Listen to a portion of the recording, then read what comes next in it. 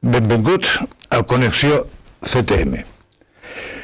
Bueno, hoy hemos preparado un programa con un tema algo heterodoxo comparado con los anteriores. No es tan tecnológico, pero en nuestra opinión, y por eso lo hemos elegido, de interés y de actualidad. Vamos a hablar de la relación entre la política y la ciencia, o dicho de otra forma, la diplomacia científica. Antes de entrar en materia, pues como siempre presentaré a los invitados, que parece que cada vez somos menos, pero vamos a dar un programa interesante con los que somos aquí. Vamos a ver, a mi izquierda, Carme Margelí, directora de internacionalización de Eurecat. A continuación, Richard Edelman, ya conocidos de sobra en el Cartronja, porque has participado en distintos programas y eres un fijo, ya, pero bueno, eres también el responsable, también yo diría, de internalización en campos concretos del CTM, de energía, de sostenibilidad, etcétera. Y luego, a mi derecha, Juanjo Martín, años atrás había sido el responsable de proyectos internacionales del CTM, en estos momentos eres subdirector del CTM, pero has estado siempre muy ligado a todos los temas de proyectos europeos, y etcétera. Tienes una amplia y larga experiencia en este campo. Bueno, Carme, antes de comenzar, eres la primera invitada de Eurecat que asiste a este programa. Quizá que nos hables un poco de este nuevo centro. Tienes la palabra. Bueno, primer de tot, agrair la invitació en aquest programa. Per mi és un plaer avui estar amb els meus companys, amb alguns dels quals ja portem molts anys treballant junts, i parlar d'un tema tan important com és la diplomàcia científica, i que potser tampoc se n'en parla molt, no? Us faig 5 cèntims del que és Eurecat. Eurecat és el gran centre tecnològic de Catalunya. És una nova experiència que vam sorgir a principis de maig i són fruit de la integració de 5 centres tecnològics, que són CTM, Barcelona Digital, Barcelona Mèdia, SCAM i CTEMSA. Quina és la nostra missió i per què decidim aquests centres unir-nos? Doncs decidim unir-nos perquè la nostra missió és ajudar a les empreses catalanes a innovar i a ser més competitives, i creiem que d'aquesta manera guanyem massa crítica i a més també podem oferir de manera més endreçada els nostres serveis a les empreses i poder respondre, per tant, millor a el que són les seves necessitats. És un projecte que neix amb molta il·lusió, amb molt d'esforç, i que estem segurs que serà un èxit. Molt bé, moltes gràcies. Jo també estic segur de que serà un èxit. Estamos todos en ello. Bueno, diplomacia científica, política y ciencia. La diplomacia científica es una forma mild de establecer relaciones entre la política y la ciencia, que no siempre han sido tan diplomáticas, no? Bueno, sí, és veritat, però al mateix temps el que tenim que dir és que CTM, abans de formar part d'Eurecat, i ara que som part d'Eurecat encara més, hem sigut pioners en connectar els dos mons. O sigui, el fet de que vosaltres teniu el bon gust de donar-me el treball com un científic polític és una mostra d'això, de que abans realment era molt inusual de que un centre d'investigació, un centre de recerca i desenvolupament pode tenir algo que realment no és científic, que està treballant més que res des de la perspectiva política i buscar els ponts de comunicació entre les dues parts. Que explicases un poco ¿qué es la idea de qué es la diplomacia científica? La diplomacia científica ara és una perspectiva política abans que científic, que ha existit fa temps, però reconegut, diguem, per el que és el nostre sector, i a més amb la capacitat de parlar amb tots els sectors, el quadruple hèlix, diguem, que són les administracions públiques, el sector privat, el sector d'I+D, com nosaltres, i després també, evidentment, el ciutadà. El que fa la diplomàcia científica és precisament utilitzar la ciència com una eina de treballar d'una manera interregional entre regions que normalment no es parlarien. I l'exemple d'això són, per exemple, últimament, al CTM i Eurocat, nosaltres hem fet una sèrie d'accions últimament que ha sigut, amb el màxim suport del Comissió Europea, els Nacions Units i també la OCDE de París, precisament perquè el que estem fent és que estem traient junts regions que normalment estarien en conflicte. Fa cosa d'un parell de mesos, nosaltres CTM vam organitzar una conferència molt important a Dubrovnik sobre el tema de l'aigua i vam tenir invitats allà ciutats de Palestina, de Jordània, d'Israel, de Turquia, de Sèrbia, de Croàcia. Regions que tenen un historial, diguem, que no són sempre, no sempre ha sigut una relació d'amistat, diguem. Ara mateix o fins i tot en el passat. Nosaltres vam aconseguir, amb la creació d'una declaració d'intenció entre aquests parts, en el tema d'aigua, des d'una perspectiva científica, treballar conjuntament per la primera vegada. I això ha tret molta atenció internacional des de la Comissió, des de l'ONU, que va estar present en aquestes reunions, i des de també l'OCDE, que fins i tot ens han donat en l'abril l'any que ve una sessió plenària davant dels ministres de l'OCDE per explicar aquest projecte del que es diu ara el grup de Dubrovnik, aquestes ciutats que han firmat.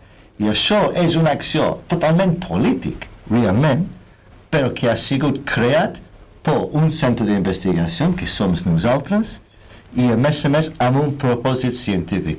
I això és el que és la diplomàcia científica. És un ejemplo de... És un ejemplo, però és el millor exemple que jo puc donar. Porque es el nuestro. Hombre, obviamente cuando empezamos este programa me lo preparé un poco y me enteré que el primero que utilizó el nombre, el término de diplomacia científica ha sido Obama. Precisamente, es muy reciente. Que es un término muy reciente, que anteriormente se hablaba del soft power.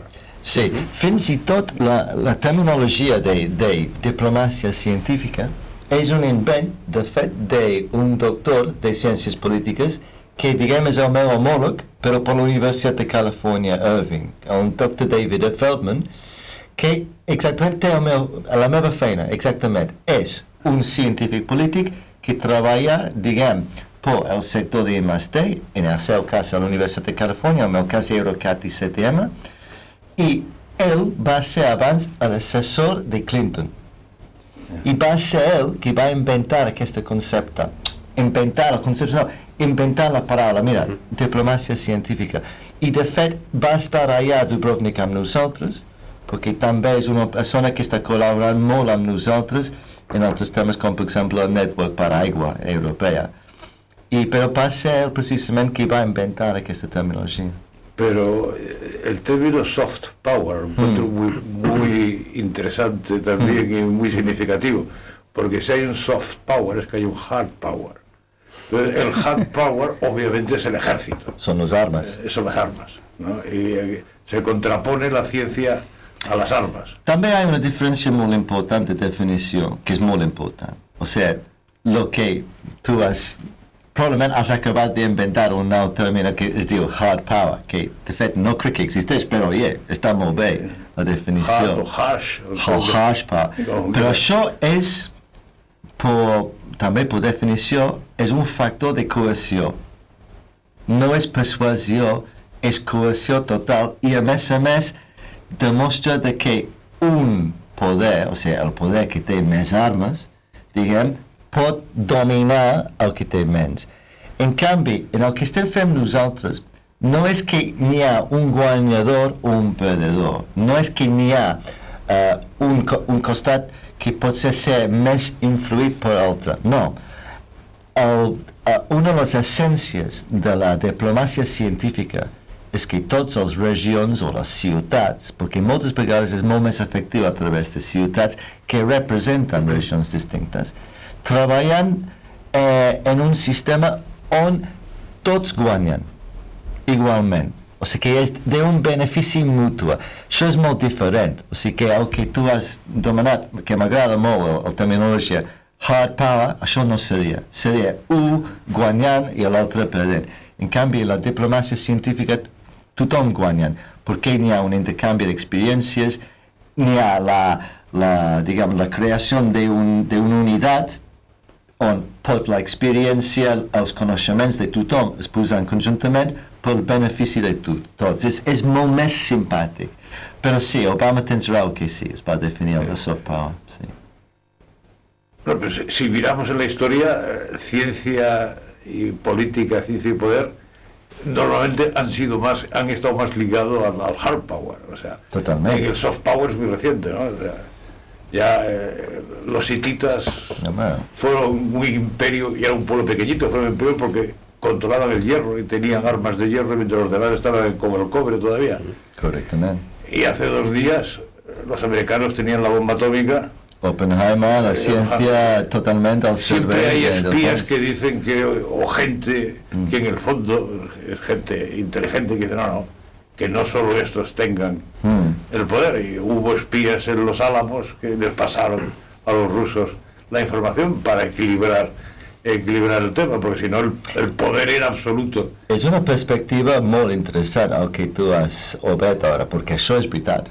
I, per exemple, encara és la veritat de que la institució pública que més diners inverteix cada any en el I+D, en tot el món, és el Departament de Defensa dels Estats Units.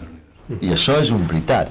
I, per exemple, als Estats Units, tots els principals centres d'investigació, els millors contractes que poden trobar, estan precisament amb el Departament de Defensa. I moltes vegades estudiant coses que no pots, a primera vista, no connectes amb la vida militar ni res d'això. Però sempre, quan hi ha un avançament, un dels primers, sectors que busquen d'aprofitar l'oportunitat sempre és el sector militar, que també, per desgràcia, en la meva opinió, també tenen els recursos econòmics molt més estables que molts altres sectors, de la vida pública o privada. ¿Qué otros ejemplos pondríamos? Organizaciones como la OTAN o UNESCO. OTAN té un centre científic, fins i tot fan licitacions científiques. Yo he ido por ahí a congresos organizados por la OTAN. Sí. Fins i tot el fan. I altra vegada, no és sempre en tema d'armes. És que pot ser, per exemple, fins i tot temes de clima, etc. Yo fui era de materiales, pero que no tenía nada que ver con las armas. Sí. A veure, tots les administracions públiques que tenen capacitat militar, o sigui, el més baix és l'estat-nació i el més important llavors són els supranacionals. O sigui, gràcies a Déu, els autònoms regionals i municipals no tenen capacitat militar, i menys mal. Deixem de que els governs nacionals són a nivell més baix. Tots, esclar, tenen molts diners per la investigació. De vegades, amb una certa moralitat, i de vegades no. Això obre un altre debat. És moral per un centre d'investigació treballar amb aquesta gent, o de què país, etc. També és una pregunta que segurament en el futur molts centres tindran que fer-se aquesta pregunta. Nosaltres no treballem amb cap entitat militar, nosaltres treballem en els temes de sostenibilitat i tot això. El que estem fent és que estem treballant d'una manera totalment orientat envers les administracions públiques, cíviques, de ciutats, posant en pràctica la sostenibilitat de les comunitats del 2050, etc. L'element militar no entra en el que és el nostre treball, però sí tens raó de que hi ha molts centres, pot ser els centres més importants del món, des de, per exemple, Xina, Rússia, a l'Orient Mitjà, Israel, per exemple, és un bon exemple d'això, on moltes de les seves finances venen del seu govern nacional però a canvi d'investigació militar. No n'hi ha cap dubte d'això. És una part del món en què visquem i qualsevol nova invenció, nova innovació on hi ha una acceptació més ràpid i l'aplicació més ràpid és en el món militar, a l'internet. L'internet no va ser inventat, com molta gent pensen, per rounds militars. Això no és veritat. Va ser inventat, de fet, per un anglès, que jo no sabia fins als Olímpics de 2012, que va ser inventat per un anglès per usos civils. Però tot seguit, el que era la tecnologia de l'internet va ser adaptat tot seguit per uns usos militars de comunicació, etc., molt ràpidament. I General Patton, que va ser un general molt famós dels Estats Units, Patton, de la Segona Guerra Mundial, va dir, per desgràcia, correctament, potser és una reflexió sobre el que és el ser humà, va dir que quan hi ha una guerra és quan el món es desenvolupa amb una velocitat tremenda. Fixa't una cosa, 1914, al principi de la Primera Guerra Mundial, n'hi havia una centena de persones a Anglaterra que havia estat en un avió. Al final de 4 anys més tard, n'hi havia una arma que era la Força Aèria, que no havia existit. O sigui, imagina't la velocitat. O, per exemple, només tens que comparar els avions que van estar allà bombardejant Espanya, per exemple, per part dels alemanys en l'any 37-38, i mira els avions que n'hi havia en l'any 45. I el desenvolupament era increïble. I gràcies a la Segona Guerra Mundial, després n'hi havia el programa espacial, perquè quan els alemanys van desenvolupar les bombes UV1 i UV2, que bàsicament eren coets, amb aquesta tecnologia, uns 25 anys més tard, van arribar a la Luna. El partner Von Braun. Von Braun, exactamente. Cuando yo era joven era muy famoso y ahora ya casi no se le nombra. Bueno, está muerto ya. Sí, bueno, sí, claro, porque políticamente tampoco es, o sea, los Estados Unidos tenía un perfil dudoso. Un perfil un poco dudoso. Porque había sido responsable del programa alemán de la V2. Claro. Era un nazi total, però és que després de la Segona Guerra Mundial, o sigui, unes grans, diguem, accions durant la Guerra Freda, era la competència entre el món occidental i el món, diguem, llavors pacte comunista, d'agafar tots els millors científics alemans, per un costat o l'altre. Les estaven bàsicament fent una carrera de qui pot agafar aquí tan ràpidament. Sí. Vayamos un poco a los centros nuestros, que intentamos también, si no de una forma tan deliberada de diplomacia científica, pero sí que estamos intentando internacionalizarnos, abrirnos al exterior, trabajar con otros centros y otras entidades del mundo. Bueno, ¿cómo lo enfoca Eurecat? Bueno, en estos momentos nuestro plan, para nosotros la internacionalización, paso el català, per no nosaltres, te contagies de castellano. Per nosaltres la internacionalització és una eina fonamental per diverses vessants. Per nosaltres el fet de poder col·laborar amb altres centres d'altres països ens permet poder fer avançar les nostres línies de recerca, i això és fonamental. I després també creiem que com a centre tecnològic hem d'ajudar també a les empreses catalanes en tot el procés d'internacionalització, no? Aleshores, escoltant les paraules d'en Richard, jo crec que també precisament els projectes internacionals, quan parlem de diplomàcia, són una eina fonamental, no? Perquè almenys en els projectes en els que nosaltres treballem ens hi trobem amb partners, socis de països molt diferents, amb unes realitats molt diferents, perquè hi col·laboren tant empreses grans, empreses petites, centres tecnològics, universitats. És a dir, tenim un panorama molt variat, però tothom treballa per aconseguir una mateixa fita, no? Que és aconseguir l'objectiu que ens hem marcat en un projecte. Aleshores, moltes vegades quan fem mítings de projectes, reunions on ens trobem tots els socis que hi col·laborem en un projecte, intentem a vegades anar a fer castells, no? Perquè els castells, que és una cosa tan nostra, ens serveix també per fer un paral·lelisme, no? En els castells, totes les persones que participen en un castell són importants, des de l'enxaneta, els que estan a baix, tots tenen el seu rol. I en un projecte sigui europeu, sigui internacional, passa una mica el mateix, no? Tothom és important, tothom té la seva funció, i l'important és que tothom es coordini, s'entengui per assolir un objectiu que és comú a tots els socis que estan participant en aquell projecte. Eso centrado en los proyectos financiados por la Unión Europea, de hecho. Pero creo que todos hemos también tenido sueños de abrirnos al otro lado del Atlántico, a México, a Colombia, a Perú, y eso resulta mucho más difícil, ¿no?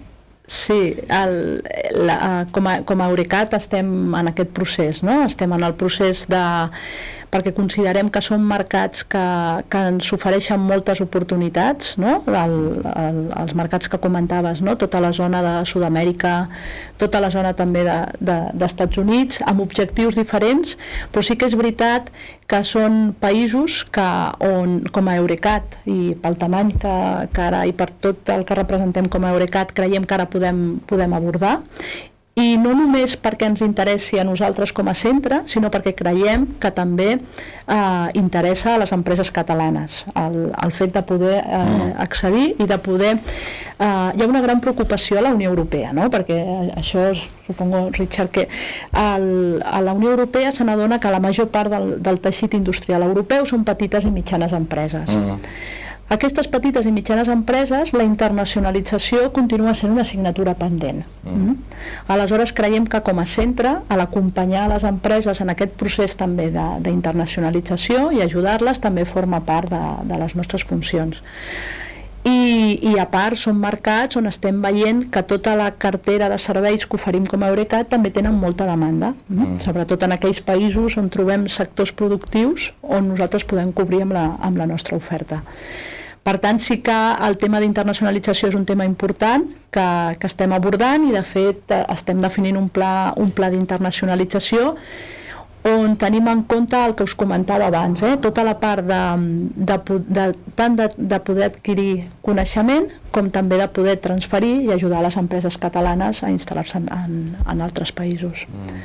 Aquesta feina d'internacionalització la fem conjuntament també amb Acció. Sabeu que Acció és l'Agència Catalana per la Innovació, i des d'Eurecat treballem de manera molt conjunta amb Acció en tot aquest procés. ¿Tu experiencia como director internacional de proyectos internacionales del CTM cuál es? Bueno, yo antes de responder esta pregunta... En todo lo que hemos hablado... Sí. Has estado muy calladito. Está esperando que me cediese la palabra. Entonces, yo muy educado. Aquí nos podemos cortarnos a otros. Ahí está. Pues mira, voy a comentar en línia amb el que havíem comentat abans, el tema de la relació entre política i ciència. Sobretot en els darrers anys, la política el que fa és, una de les funcions de la política és vetllar per la prosperitat de la societat, la prosperitat del teixit empresarial del país, això crea riquesa, etc. Llavors, la relació aquesta entre política i ciència en els darrers anys és, podem dir, més intensa, cada vegada més intensa. Si bé els recursos són els que hi ha a nivell europeu, sí que hi ha una bona dotació pressupostària, a nivell regional, estatal, etc., doncs la dotació pressupostària per temes de crisi doncs ha minvat, sempre sí que hi ha partides per fomentar que es faci recerca, desenvolupament orientat a innovació, a crear riquesa. La innovació, recordem què és, crear un producte, crear un servei i després fer caixa amb aquest producte o servei, no? Llavors, l'administració pública, la política, té l'obligació de vetllar pels ciutadans no només en qüestió de salut, d'ensenyament, etc., sinó també en el que és innovació, en creació de valor, i la creació de valor és un lloc on té un valor molt important la investigació, el desenvolupament. Llavors, la relació sempre ha estat allà. El terme de diplomàcia científica certament és un terme doncs, força recent com a tal, com a diplomàcia científica reconegut, comentaves el tema d'Obama, etc., no?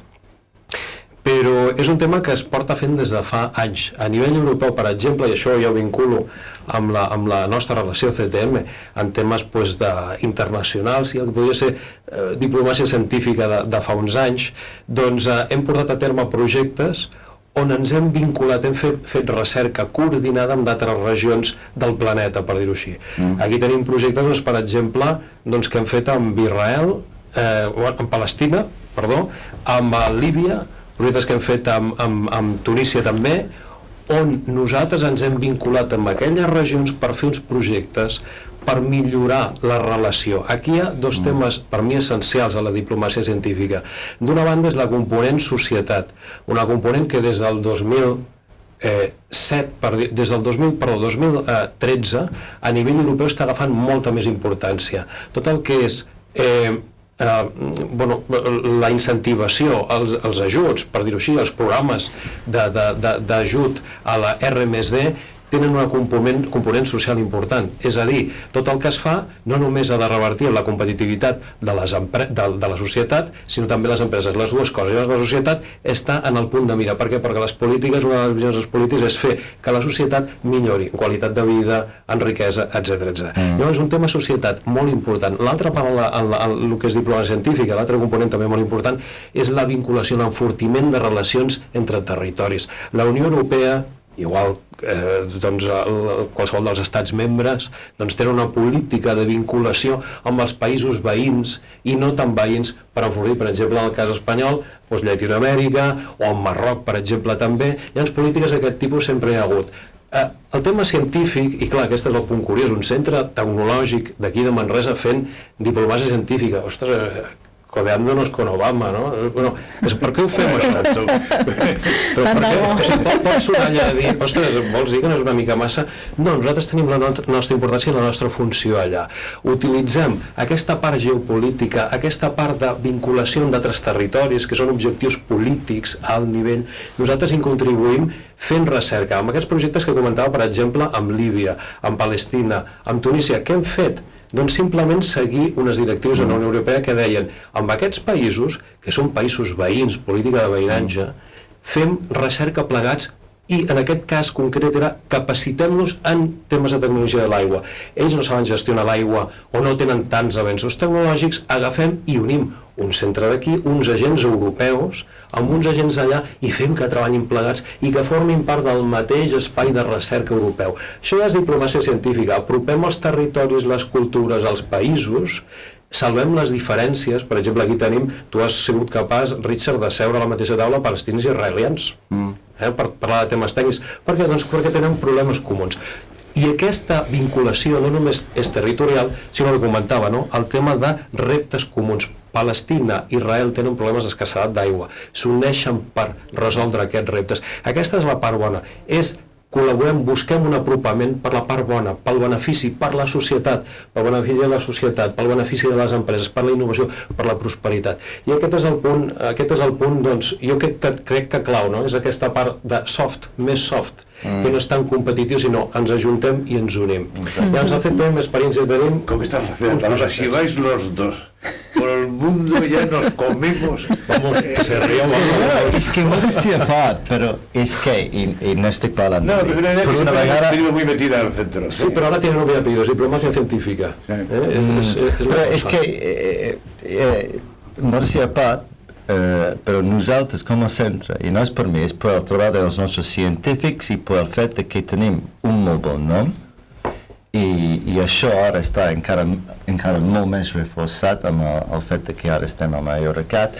El fet és que nosaltres vam sorprendre al principi molts de les administracions supranacionals que a més estan desesperats de poder comunicar amb no només el sector científic, però amb tots els sectors. I a través de nosaltres, en els casos on nosaltres hem intervingut, hem donat canals de comunicació i maneres practicables de treballar. I el que ha dit Juanjo és veritat. CTM és responsable per la creació de la primera xarxa internacional, en aquest cas d'aigua, que ha sigut capaç de tenir com membres israelis, palestins, jordans, gent de tot el món, de l'Amèrica del Sud, des de Xina ara mateix també, i els Estats Units. Quizás el momento que hablas del network. El network H2O, que és un bon exemple. També, per exemple, no és normal que un centre tecnològic està representant tots els municipis d'Europa a petició d'energia CITEI, en el tema d'energia, en el CENIT euro-xinès sobre l'energia. I vam ser nosaltres que ens van donar mà de que nosaltres parlem en nom dels municipis. O sigui, un centre tecnològic parlant en nom de tots els municipis europeus en aquest tema d'energia entre Europa i Xina. Per què? Perquè nosaltres també tenim un avantatge. Nosaltres tenim una reputació científica i a més ens veiem com un element neutral. No estem intentant guanyar punts polítics. I això és molt important perquè això dona molta més confiança amb les administracions amb qui estem parlant. A més de que nosaltres, esclar, creem canals de comunicació, com ha dit molt bé el Juanjo, que nosaltres, esclar, podem treballar, com has dit Carme també, amb altres regions a través dels nostres homòlegs, les universitats, els centres d'investigació, on no hi ha cap, interès partidista, política, que pot entorbar les relacions. Sinó, com ha dit Carme abans, n'hi ha un objectiu precís i en comú. Bueno, i si em permets, tenim un objectiu també molt clar. Això no es fa per obtenir el Premi Nobel, això no es fa per... Bueno, home, si ens donen el Premi Nobel, a mi m'aniria molt bé. Seré fantàstic per ens aniria fantàstic, en veritat, ens aniria perfecte. Per aquí hi ha un tema molt clar. O sigui, per què posat aquí al centre de la taula. El Premi Nobel. Però, o sigui, hi ha més. O sigui, jo no vull ser ingenu. No ho puc ser. O sigui, jo no participo en un projecte que s'englobi dins de la diplomàcia científica per ser bons. No. Per ser bons gens. O sigui, el que volem és créixer, com comentava la Carme, científicament i crear noves plataformes, nous vincles. I aquí és on venen les empreses que, per exemple, amb els projectes que hem fet a Tunísia, doncs no ens enganyem, establim vincles, els enriquim en coneixement, els preparem perquè empreses d'aquí aportin valor allà i empreses allà doncs possiblement també vinguin. Però és una relació, al final, comercial, és un enriquiment mutu. Però aquesta és la missió que, si ho centrem en els centres, és la nostra missió com a centres, no? És a dir, els centres tecnològics són ponts, no? Totalment. I el que hem de fer, jo crec que precisament el valor que aportem és que com som coneixedors de les necessitats, és a dir, nosaltres hem de respondre a el que són les necessitats de les empreses, les necessitats del mercat, i jo crec que l'administració, el valor que ens dona a nosaltres és el veure que som coneixedors de quines són aquestes necessitats. El que no tindria sentit és que com a centres féssim recerca que no respongués a necessitats reals. Però això, Carme, disculpa la interrupció, però això és el que passa normalment. Jo he estat polític i quan jo vaig ser polític vaig tenir molts centres d'investigació venir a mi per vendre o per demanar fons. Però mai van demanar, oye, i què és les vostres prioritats? Què són les vostres necessitats? El que nosaltres hem fet, i això és perquè Eurecat jo crec que estem marcant, diguem, una pauta molt distinta, és perquè quan nosaltres estem parlant amb les administracions no estem demanant fons. Estem dient, oye, què és la vostra situació? Com podem ajudar? I llavors el resultat, oye, no ens enganyem, és veritat, que com a resultat estem tenint, diguem, molt més èxit, per exemple, en projectes de Horizon 2020, que és un programa europeu molt important de subvencionar projectes científics, nosaltres estem tenint un percentatge d'èxit molt més important gràcies a aquestes relacions. Richard, i això és perquè entenem molt bé el missatge polític, que en definitiva és el benestar de la societat, és el benefici de l'empresa, la necessitat i l'objectiu de fer-les créixer, de crear riquesa, i la part científico-tècnica. I també la part geopolítica, en aquest cas, perquè en aquest cas és essencial. Però llavors, al lligar-ho tot plegat, aquesta és la nostra funció, i llavors això és un caldo d'oportunitats tremendo, no només per fer recerca, sinó perquè les empreses també d'aquí s'internacionalitzin, puguin anar a vendre productes. Per exemple, Network posa en contacte la ciència amb la ciutadania a través de les administracions públiques locals o regionals. Bueno, aquestes plataformes no només hi ha ajuntaments, no només hi ha científics i tècnics, centres d'investigació, de recerca, sinó que també hi ha empreses aquí associades que estan participant. Llavors això és una interacció de primer nivell. Les administracions locals, i això es va veure abans amb les clusters o les associacions, per exemple, especialment en el món d'energia. Les administracions que realment són necessaris per poder informar als ciutadans, que per tant són els SMEs, els pimes que realment moltes vegades són una persona o dues persones. Com pot arribar una política, una necessitat de la Comissió Europea o de l'ONU a aquesta gent? Doncs a través d'aquestes plataformes. Totalment. I això és que estem també fent un servei a de comunicació que és no només unilateral, és que és una cadena de comunicació molt important que va en dues direccions, perquè llavors també els supranacionals saben no només el que volen a l'IMSD, sinó el que vol el ciutadà al peu de carrer. I això és superimportant. Ara parlàveu d'Horizon 2020, no? Que és el principal programa de recerca i innovació a Europa. No? On posa l'accent Horizon 2020? Posa l'accent en la innovació i posa l'accent en els reptes socials, no? En els grans reptes socials. I la governança. Què s'ha donat compte a Europa? Europa s'ha donat que a nivell científic som molt bons, que fem molt bones publicacions, però que després aconseguir que aquesta recerca arribi realment al mercat és on fallem, no? On ja no estem en els primers llocs del rànquing, sinó que ja ens guanyen molts altres països, no? Aleshores s'ha d'intentar cobrir la famosa, els americans parlen i també els europeus, parlem de tota la vall de la mort, no? D'aquella innovació que no aconsegueix arribar a mercat i que es queda. Aleshores la preocupació a Europa existeix i en aquests programes s'està donant molta importància a tots aquests temes, no? És que la política, per definició, és el pres d'una decisió, però també és la comunicació. I el que el món científic té que acceptar, i nosaltres hem acceptat... Hay muchos políticos que se comunican muy mal. Molt mal. Yo no sé cómo son políticos. Bueno, això és un altre debat que això sí podem passar, però és que és un món de comunicació, i el que passa és que els científics, fins fa poc la majoria dels científics, no han entès que també tenen una obligació de comunicar.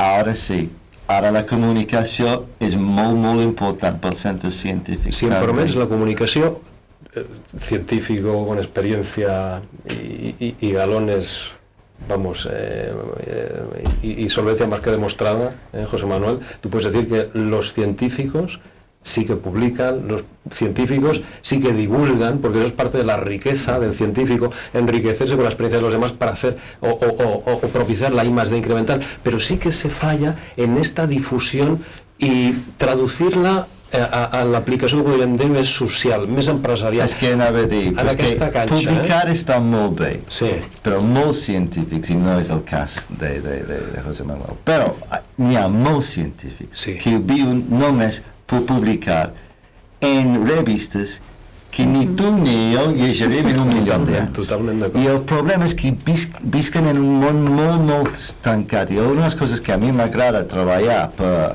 nosaltres és el fet que els nostres científics són molt més oberts, són molt més conscients socialment. I això és tremendament important. Perquè moltes vegades l'expert, com vosaltres, com per exemple gent com el José Manuel, que sí, és veritat, senyores i senyors, tots estem fent la pelota perquè, mira, és el nostre cap. Què vols dir? Però la veritat és que si ells no poden explicar les seves, diguem, el seu treball tècnic molt complicat moltes vegades a una persona que no té ni carajo d'idea d'aquest concepte, llavors n'hi ha un problema. I els polítics, i això sí podem investigar en detall, però els polítics no tenen un nivell científic moltes vegades per entendre res. I llavors, esclar, tenim que comunicar amb aquesta gent, amb els polítics, que a continuació amb el ciutadà. Para explicar un poco lo que has dicho, a mí me agrada ciencia y tecnología, aunque están ligadas, de hecho la tecnología es el trasunto de la ciencia, es la ciencia aplicada, sí, pero durante mucho tiempo han ido por separado. sí, El científico vivía en su mundo sí. y luego los tecnólogos vivían en otro. También, A los políticos lo que les importaba en verdad eran los tecnólogos, era el control de la aplicación. Sí. Y los científicos siempre se han comunicado entre ellos. Entre otras cosas, por la vanidad. O sea, porque quieren ser conocidos, quieren ser reconocidos. Hay mucho de vanidad en ello. Sí.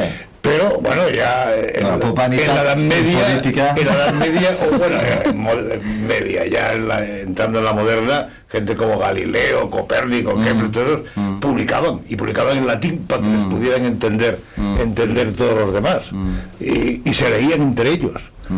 Y bueno, y eso ha seguido así. Lo que pasa es que es en la actualidad cuando se está haciendo mucho énfasis, recientemente, como dices, en la utilidad de la ciencia, en que sirva para algo más que para meramente conocer la naturaleza de una forma abstracta. Perquè saps què passa? És que jo crec que realment els sectors de què estem parlant ara, o sigui, la ciència, la política, però també els altres sectors, fins i tot el privat i el ciutadà, el quadrupílex, diguem, el problema moltes vegades és que tots s'han mútuament ignorat.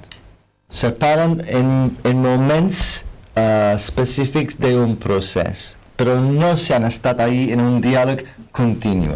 I el que la gent estan començant a donar-se compte entre els polítics, els científics, el mercat privat, evidentment, i el ciutadà, és que aquest diàleg té que ser permanent. Afectarà el treball de tots. O sigui, els científics poden afectar i molt el treball dels polítics i dels ciutadans i, evidentment, el sector privat, però viceversa.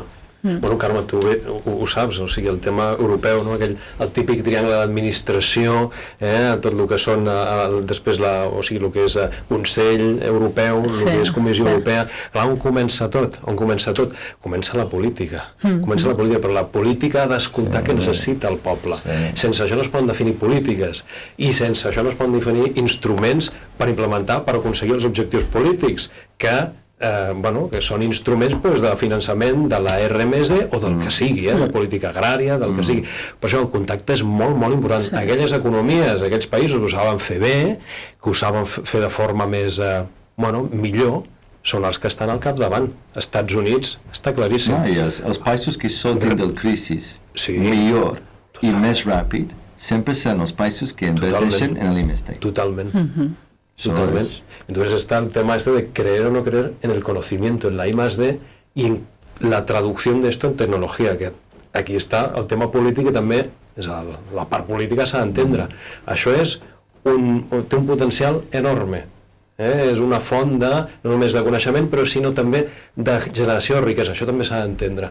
Llavors, clar, aquí cada país fa el que pot. Per mi, un crisi econòmic no és només que n'hi ha una pobresa en aquest moment i que n'hi ha gent que no arriben al final de mes en aquest moment. També per mi és un crisi de coneixement i si estem perdent o no la nostra capacitat de pensar i innovar en el futur.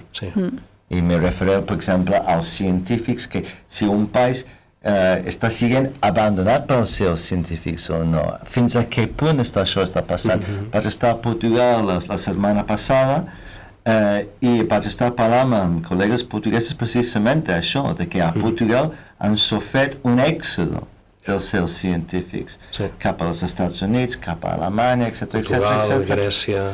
Portugal, Grecia, Italia, España también ha sufrido eso. Necesita dinero para trabajar. No Exacto. solo para vivir, sino para hasta para No, poder trabajar. para los fondos, porque la investigación científica es cara. cara. Bueno, el otro día hacías la analogía con el tema pues de las medallas, el tema pues olímpico. Hay que invertir para tener buenos resultados. Sí. A mí me gusta mucho por ese ejemplo. No, no, pero Porque es que es un ejemplo Es un claro. buen España ejemplo, sí. no sacaba una medalla ni en broma en los Juegos Olímpicos. Es verdad. De pronto nos dan los Juegos Olímpicos y en 4 años, con una inversión fuertísima, se sacaron 27 medallas. Brutal. Y hemos estado viviendo de eso, porque cada vez se ha ido... Y ahora ya sacamos 5 o 6, porque se ha dejado de Es verdad. invertir. Hay que poner dinero, Pero es la única forma. en el plano empresarial, en vez de medallas, pues habrá empresas, habrá puestos de trabajo, etcétera, etcétera. Al final es esto, la visión es, pero hay los recursos que hay, las prioridades que hay.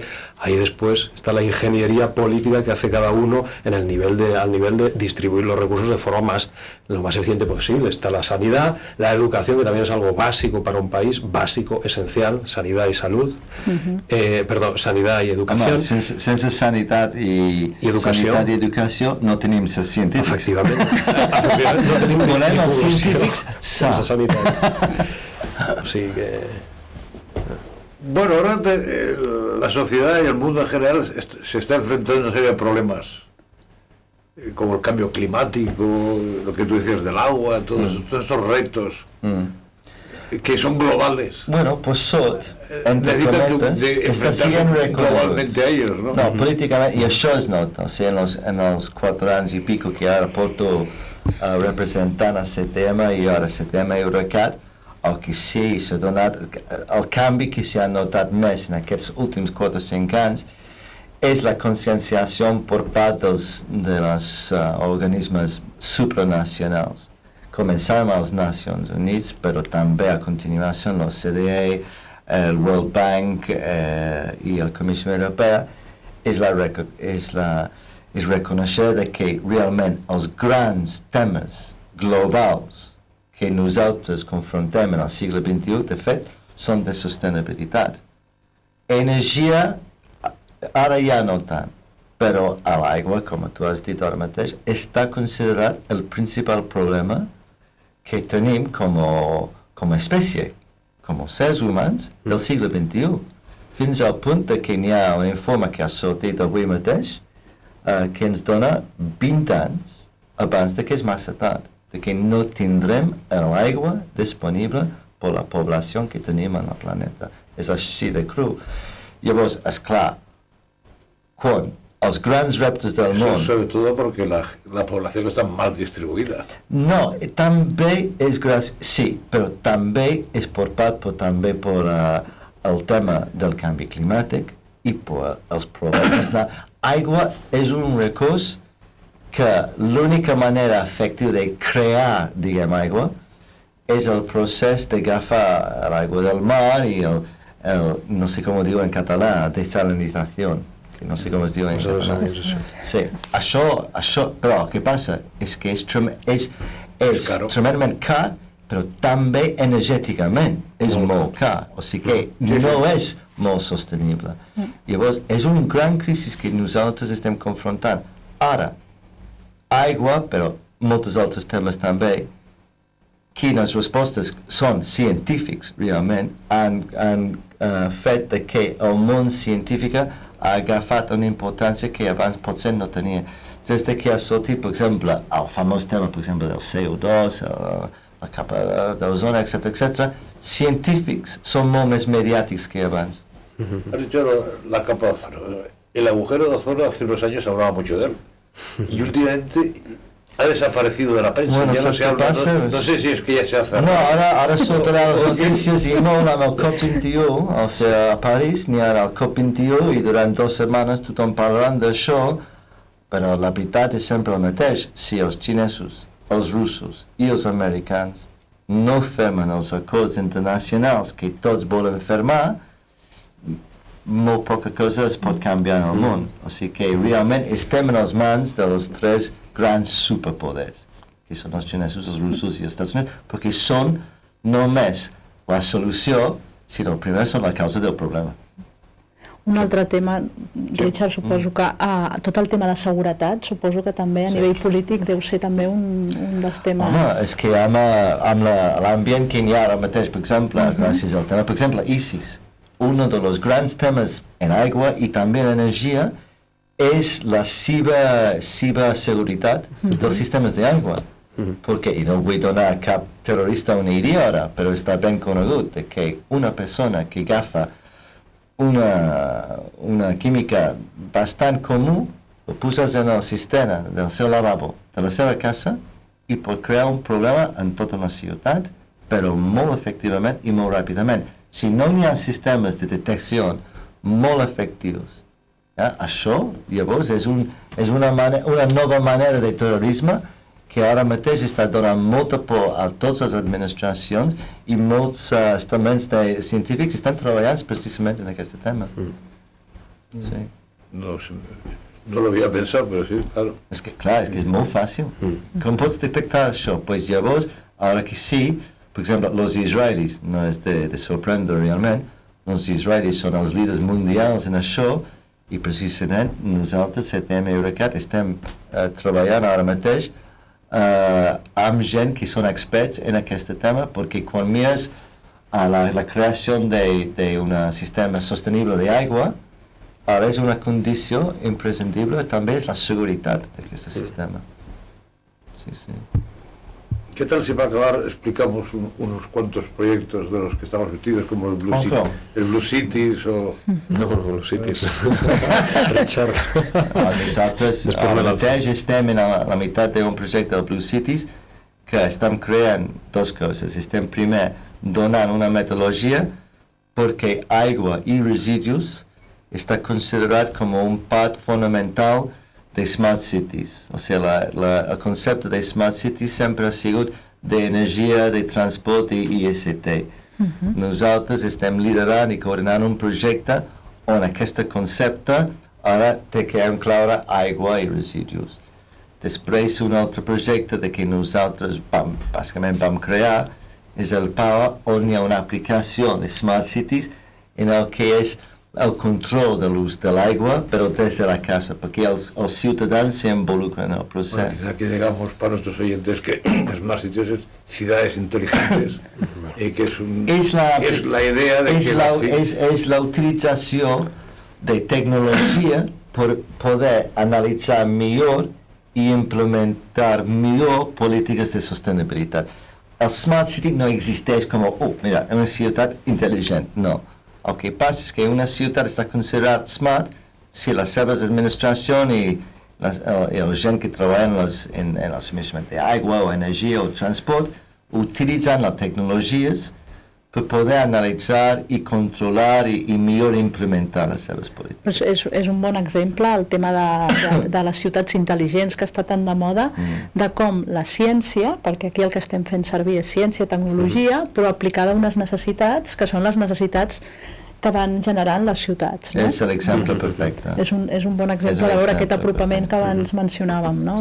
De la triple hélice o la cuádruple. La cuádruple. Yo conocía la triple, pero tú ya me has puesto la cuádruple. No, perquè ara el ciutadà està considerat una part absolutament essencial, perquè també quan nosaltres des del sector científic necessitem fons públics, llavors també els fons públics rebrem si hi ha un consensus públic. Per exemple, energia reben molt més diners que, per exemple, aigua. Per què? Perquè energia és políticament molt més sexy, és molt més fàcil de vendre, perquè és visual. En canvi, els polítics amb l'aigua no li agraden massa de que treballaran i posaran molts diners en una cosa que no es veure. Perquè està sota, o sigui, per exemple, si estem parlant, per exemple, de canals d'irrigació, això no són coses que pots vendre en un dia d'unes eleccions. En canvi, si tens, per exemple, un electroautobús o tens plaques fotovoltaiques, per exemple, és molt visual, és molt guapo. Llavors, això, clar, és un dels reptes que nosaltres ara mateix estem treballant. Energia també estem treballant molt últimament en el tema d'energia, i no només des de la part tecnològica i científica, sinó també des de la part de la conscienciació de la gent. De fet, en España habría que concienciar a los políticos. Bueno, per desgràcia, nosaltres estem en el país que de moment som, diguem, l'enemic, perquè tenim tant sol i gràcies al govern d'ara mateix, a nivell espanyol, la indústria de les energies renovables mai ha sigut d'un estat tan malament, gràcies al fet que per alguna raó que no es pot entendre de cap manera, han decidit de posar impostos si tu estàs generant per a la red d'electricitat. Ara, dit això, encara més surrealista, si vols, és el fet de que el senyor que va ser responsable per això a Espanya ara és el comissari de canvi climàtic a la Comissió Europea, que és realment un insult sobre un insult, és que és tremendo. Pero eso ya no somos responsables nosotros, eso de la Comisión Europea. Que la elegido, que ya también cuando vi que lo hacían se quedó. És que tothom a Europa, o sigui, a Brussel·les, vaig estar a Brussel·les aquesta setmana, nosaltres CTM i Eurocat estem a Brussel·les molt sovint, evidentment, i qualsevol conferència és que i tu on ets a Espanya? I el Canyet. I aquest. Mira, i llavors és quan jo saco el meu passaport i dic, no, jo soc britànic. Sí, no, és que és surrealista total. Surrealista. És l'home responsable ara mateix per les polítiques de canvi climàtic. Sí. Bueno, mira. Y yo diría que se ha notado, de que hasta en Europa hay un cierto parón. No. Aquí s'ha just que, de fet, a Europa estan apostant i molt per les energies renovables, però això és perquè a Europa està dominat per Alemanya i Alemanya ha pres una decisió des del que va passar amb el tsunami i a Alemanya estan apostant 100% per les energies renovables. I llavors, per molta canyeta que n'hi ha, el govern alemany es molt més fort que el canyet. La energía nuclear no es tampoco para ser despreciada. Pues tendré miedo a la palabra. Em pregunto por qué dius això, José Manuel. No, el que passa és que... Es la más barata y más limpia. Sí. Cuando puede ser muy sucia, pero el que passa és que, clar, mientras... és encara una tecnologia que encara té que fer encara uns progressos, especialment amb els residus. Que el problema realment no és la producció, són els residus, i almenys políticament és una àrea molt perillosa. En canvi, les energies renovables, l'eficiència energètica és políticament molt més simpàtica. Cap polític ara mateix, en França sí, però per exemple, cap polític, per exemple a Anglaterra o Suècia, Dinamarca o Alemanya, apostaria per l'energia nuclear si volguin guanyar vots. Moltes vegades això és una demostració de que nosaltres i a la ciència o les investigacions que nosaltres estem fent, bueno, jo dic nosaltres, els meus col·legues científics, el que fan, depèn molt també de l'opinió pública. L'opinió pública és molt important perquè això són els vots, i són els vots per la gent que després deciden qui són les prioritats per als vots. L'opinió pública és una nova religió. Totalment. És el nou Déu. Totalment. És així de clar. I que això moltes vegades també està manipulat i tot el que hi vols, però és important. Però és, exacte. És molt important. És essencial, avui dia. Científics, per la primera vegada, tenen que comunicar també amb el públic, amb gent que no tenen a primera vista res a veure amb el món científic. Yo no sé por qué en España somos tan anti-energía nuclear, porque Francia, el Loira, es una central nuclear tras otra, como haya un accidente allá, nos tragamos toda la radiación, y sopla el viento del norte hacia el sur, nos tragamos toda la radioactividad de los franceses. Bueno, dit això, però el famós MAT, per exemple, el MAT, que és una autopista de l'energia, de fet, els centres nuclears francesos d'avui són els centres nuclears de Marroc i Algèria del futur. Que llavors el MAT serà la direcció de l'autopista serà del sud fins al nord. El que passa és que Espanya mentrestant està cobrant molt bé per tenir el MAT en el seu territori, i això és la realitat, diguem. Bueno, espero que hayamos demostrado a nuestros espectadores que el tema era interesante, como nosotros lo consideramos. El CTM y Eurecat ha apostado fuerte en ese tema. y seguiremos apostando y espero que haya sido del agrado de los espectadores. Gracias por haber venido y gracias por haber Gracias. explicado Muchas también gracias. todos esos temas. Gracias.